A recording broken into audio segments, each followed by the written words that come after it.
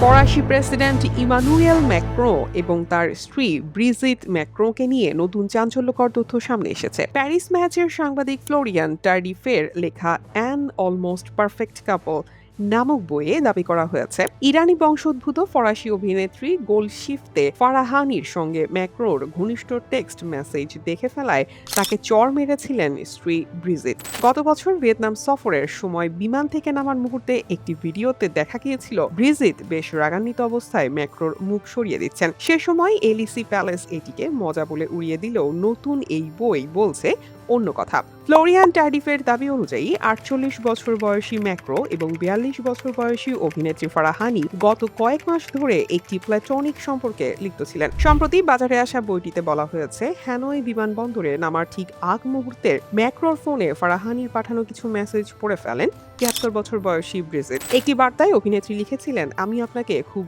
আকর্ষণীয় মনে করি। জবাবে ম্যাক্রো লিখেছিলেন, আমি তোমাকে খুব সুন্দরী মনে করি। সাংবাদিক টার্ডিফ RTL রেডিওতে জানান, সম্পর্কটি শারীরিক না হলেও তাদের বার্তার আদান প্রদান ছিল বেশ ঘনিষ্ঠ।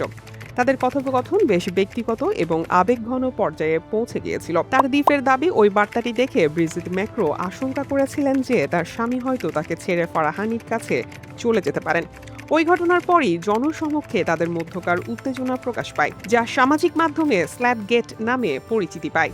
এদিকে ফার্স্ট লেডির ঘনিষ্ঠ একটি সূত্র ফরাসি সংবাদ মাধ্যম লা প্যারিসিয়েকে জানিয়েছে, চলতি বছরের মার্চে তারা দ্বীপকে দেয়া এক সাক্ষাৎকারে ব্রিজিট ম্যাক্রো অস্বীকার করেছিলেন যে কোনো টেক্সট মেসেজের কারণে তিনি স্বামীকে চড় মেরেছিলেন।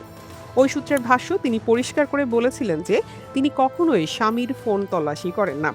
ব্রিজিটের ঘনিষ্ঠ সূত্র পলিটিকোকে জানায়, ভাইরাল হওয়া সে ভিডিওর সঙ্গে অভিনেত্রীর কোনো সম্পর্ক নেই এবং ব্রিজিট এই অভিযোগটি সম্পূর্ণ নাকচ করে দিয়েছেন।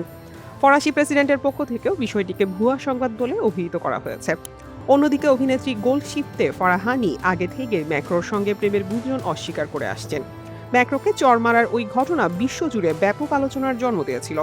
এমনকি গত মাসে মার্কিন প্রেসিডেন্ট ডোনাল্ড ট্রাম্পও এই থাপ্পড় নিয়ে রসিকতা করতে ছাড়েননি। ট্রাম্প বলেন, স্ত্রী ম্যাক্রোর সঙ্গে খুব খারাপ আচরণ করেন, তিনি এখনও চোয়ালের আঘাত থেকে সেরে উঠছেন। তবে ম্যাক্রো বরাবরই দাবি করে আসছেন যে ওই দিন তিনি স্রেফ স্ত্রীর সঙ্গে মজা করছিলেন। তবে নতুন এই বইয়ের দাবি ফরাসি রাজনীতি ও ম্যাক্রো দম্পতির ব্যক্তিগত জীবনকে আবারও বিতর্কের কেন্দ্রে নিয়ে এসেছে। দীর্ঘদিন ধরে ফ্রান্সের রাজনৈতিক সংস্কৃতিতে রাষ্ট্রপ্রধানদের বিবাহ বহির্ভূত সম্পর্কে নানা কাহিনী নতুন কিছু নয়। তাই এইসব দাবি ভোটারদের কাছে ম্যাক্রোর জনপ্রিয়তায় বড় কোনো প্রভাব ফেলবে বলে মনে করছেন না পর্যবেক্ষকরা। তাদের মতে ম্যাক্রোর জনপ্রিয়তা এমনিতেই এখন বেশ নিচের দিকে, বরং এসব আলোচনা হয়তো সেই গুঞ্জন কমাতে সাহায্য করবে যে তিনি নারীদের প্রতি আগ্রহী নন। ফরাসি রাজনীতির পুরনো পুরুষতান্ত্রিক মানসিকতায় নারীদের প্রতি অনাগ্রহকে অনেক সময় ক্ষতিকর হিসেবে দেখা হয়।